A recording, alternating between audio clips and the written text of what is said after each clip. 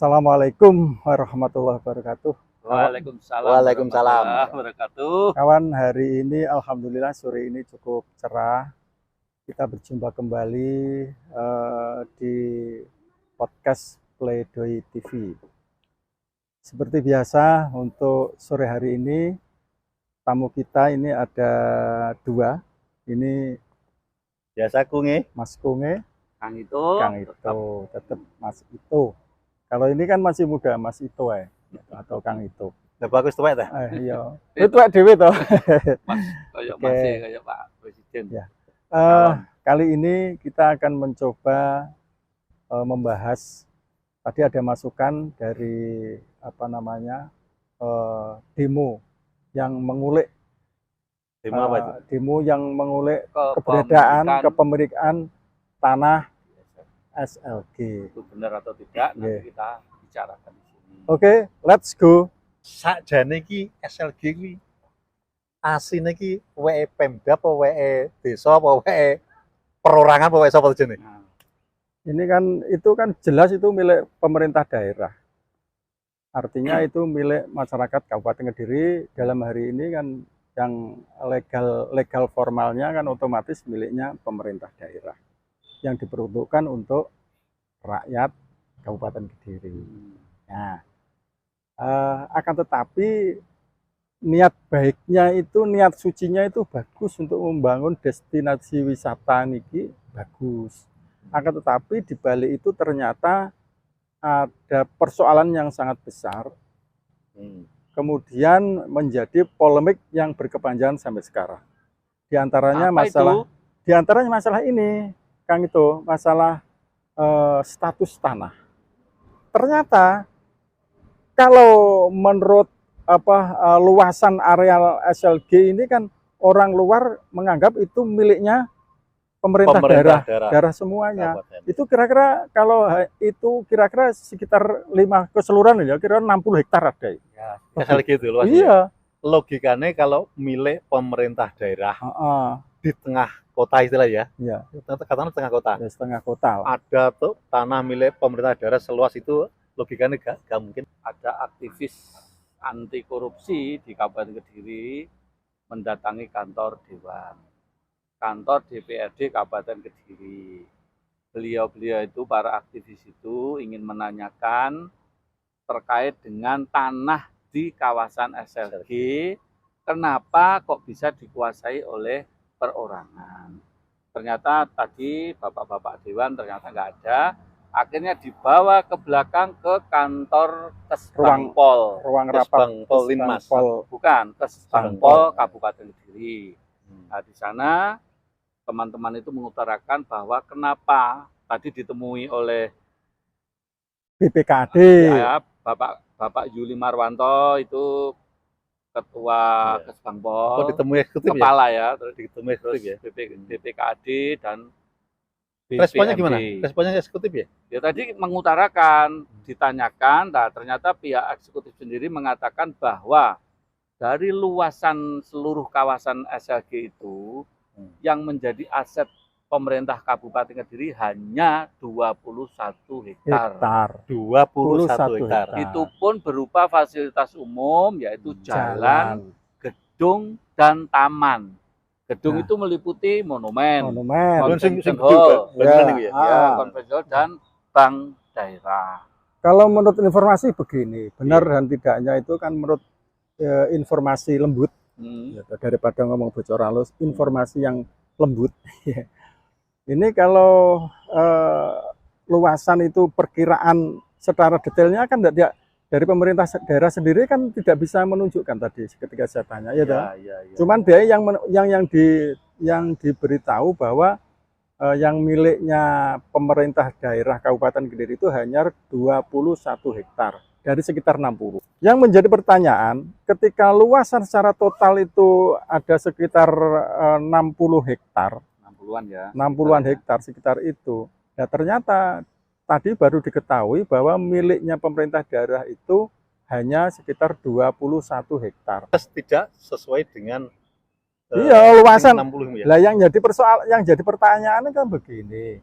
Dari areal itu yang diperkirakan 60 hektar itu Ini kan semuanya dikelilingi oleh jalan yang dibangun oleh pemerintah daerah. Artinya pemerintah daerah ini membangun fasilitas umum diberikan kepada tanah-tanah yang di dalamnya itu yang diduga milik seseorang. Terus adakah ini milik pribadi, perorangan Nah, pribadi? Nah, iya, tadi milik makanya perorangan. Di antara beberapa desa. 21 hektar milik pemerintah Kabupaten Kediri. Selebihnya milik seseorang. Milik perorangan. Milik perorangan. Nggak usah disebut. Maksud saya desanya ada, Dek. Desanya itu mungkin sekitarnya kan ada desa. Dari situ, dari kawasan SLG itu ada 2 desa di situ. Nah. Desa Sumberjo Nah, dan Tugurjo, semuanya kecamatan Ngasem. Nah, semua berarti Yang di Sumberjo tadi sekitar 143 meter persegi, 143.000 meter persegi, yang di Tugurjo 65 meter. Itu. besok kita mengadakan Pak Lurah apa? Sumberjo Sumberjo dan Tugurjo. dan Tugurjo. Ayo dibombong. Kak. Sing bener sing tinggi kan tanah kas desanya di situ. Desanya jelas. Loga artinya begini, tadi sempat muncul di dalam apa namanya diskusi dengan teman-teman LSM ya, aktivis tadi. Aktivis anti korupsi itu memang sudah dipertanyakan. Lah, bagaimana kalau ini dulu itu pembebasan lahan kas desanya dua desa itu melalui proses yang sah dengan tukar guling, tapi bedunduk gitu, apa bedunduk? Tapi ujuk-ujuk ternyata tanah itu bukan miliknya pemerintah daerah, tapi miliknya seseorang, perseorangan itu loh. Tapi gini tadi Nah, Pak bentar tak teruskan dulu. Iya, Nah, tapi sampai sekarang yang masih jadi kebingungan itu, seandainya itu terjadi tukar guling, ini tempat tukar gulingnya di mana kan tidak ada yang tahu. Sedangkan yang penduduk tahu. yang pemilik lama itu menerima tukar guling itu. Lah ya itu. Ya, itu prosesnya memang seperti Memang itu. seperti Itu itu. proses dimulai tahun 2003. 2003. Dek. Tinggon iki kita berbicara masalah teknis urusan petugas. Awake gak perlu ngomong kuwi. Sing penting ngene, pihak eksekutif sudah menjanjikan apa ini? Loh, Tadi. iya. Tadi apa ini? Eksekutif bahwa Pemkab Kediri mengatakan yang menjadi milik Pemkab itu hanya 21 hektar, Dik. Terus artinya terus piye iki? Loh ya udah, Ya sudah. Penduduk piye karepe? sudah. Loh, Yang sudah. dipertanyakan itu, yang lain itu kok menjadi milik perorangan padahal di dalam kawasan SLG. Tadi Pak Ervin Fatoni menjelaskan bahwa waktu proses pembebasan tanah itu ada 2 proses. Prosesnya B2B, Ya. B2B bisnis atau perorangan dengan perorangan, G2G. G2G Pemerintahan ya? pemerintah dan pemerintah desa Oh, tukar iya, iya. guling. Nah, yang sekarang dimiliki Pemkab itu berasal dari perorangan tadi, gitu loh. Makanya beberapa warga desa itu mempertanyakan, loh kok bisa tanah saya itu di dalam kawasan SLG, mestinya kan ikut Pemkab, ternyata kok dimiliki perorangan, ini gimana? Sampai sekarang belum ada titik temu. Itu nanti beliau itu berjanji akan mempertemukan lagi, begitu. Baik, kalau begitu gini. Saat ini tahun 2024 ini kan tahun politik. Tidak menutup kemungkinan hal tersebut. Dulunya beberapa tahun yang lalu kan tidak pernah mencuat. Sekarang mencuat. Apakah ini ada nuansa politiknya kira-kira? Saya pikir kok Iya. kalau ini kan murni kasus ini, Bos. Iya. Murni kasus. Ya? Karena apa? Ini jangan dilihat dulu bahwa ini ada unsur politis, tidak. Ini sebenarnya kasus ini sudah lama, Bos ya. Sudah lama. Akan tetapi tidak ada penyelesaian sehingga ada kesan bahwa model-model seperti ini, kasus ini muncul 5 tahunan itu loh. Padahal ini tanah ini sudah 20 tahun. Ini bisa juga ada prasangka yang menyebutkan ini ada urusannya dengan pilkada. Memang iya. Tapi tadi ditegaskan oleh LSM aktivis tadi bahwa kasus ini sebenarnya sudah lama dia mempersoalkan. Sejak 2020 itu sudah ditanyakan ke Dewan, ditanyakan kok bisa tanah SLG itu sebagian milik pemerintah, sebagian milik perorangan, padahal itu di dalam kawasan. Dek, apa kira-kira Pak Dewan yang terhormat di Dewan DPRD Kabupaten Kediri ya. Masa gak respon belas sih? Ya, kebetulan Kasus enggak ini. ada. Respon kemarin sudah respon, tapi hari ini kebetulan tadi kan nggak ada respon. Tapi beliau mungkin saat ini sedang ada tugas, sehingga tadi sudah ditangani langsung, bukan dewan, langsung ke eksekutif yang apa istilahnya yang bisa mengatasi persoalan ini. Dan ternyata belum juga selesai, masih ada janji lagi nanti dipertemukan dengan pihak terkait termasuk Kepala Desa Sumberjo dan Kuburjo dan aparat penegak hukum. Itu nanti ini nanti mungkin minggu depan atau kapan nanti kita akan memonitor. Ya bolehlah secara teknis seperti itu, jadi prosedur dan mekanismenya seperti itu ya. Cuman yang kita heran itu ini menjadi kasus per kasus setiap 5 tahun muncul berbarengan dengan isu-isu pilkada, suksesi dan lainnya ya. Nah ini kalau menurut saya itu kekurang nyamanan atau kekurang agresifin, kurang responsibelnya terhadap nun sewu Pak anggota DPRD di DPRD Kediri ya. Ini kabupaten ya, karena ya. Ini seakan-akan menjadi PR jenengan ini. Kayak ini kenapa kalau masalah ini bisa diselesaikan kok tetap diumbar. Padahal fungsi legislatif ini terlalu jadi. Oh iya. Fungsi legislatif itu fungsi pengawas, fungsi pengelolaan budgeting, dan yang satunya adalah legislator. Itulah monggo hal seperti ini. Sebenarnya kalau kasus seperti ini kan kalau saya menduga itu seperti tanah-tanah ini semuanya kan sudah bersertifikat. Sudah bersertifikat dan itu setiap bidang pun sudah bersertifikat semuanya. Kalau sudah seperti ini kan tidak ada kaitannya dengan dewan. Sehingga kalau sudah seperti ini sudah waktunya untuk cara dudul seharusnya dari penegakan hukum. Kalau ini kan dianggap kasus loh ya. Kalau dianggap kasus. Nah sekarang kalau masyarakat yang nyun sewu, yang anti korupsi tadi menemukan penyimpangan yang kaitannya hal ini mungkin ada kasus penipuan atau mungkin kasus urusannya lain. Ini sudah dilaporkan harus secara pidana tersendiri. Tidak ada kaitannya dengan dewan kan. Ada. Kecuali kalau dewan ini mengambil inisiatif untuk melakukan menginisiasi untuk RDP, rapat dengar pendapat dari pemerintah daerah diceluk. Nanti dari kejaksaan menyaksikan, dari BPN kenapa ini bisa muncul seperti ini, klausulnya bagaimana. Nah, terus dari pemerintah daerah nanti yang kaitannya ini kudune dari BPKAD ada.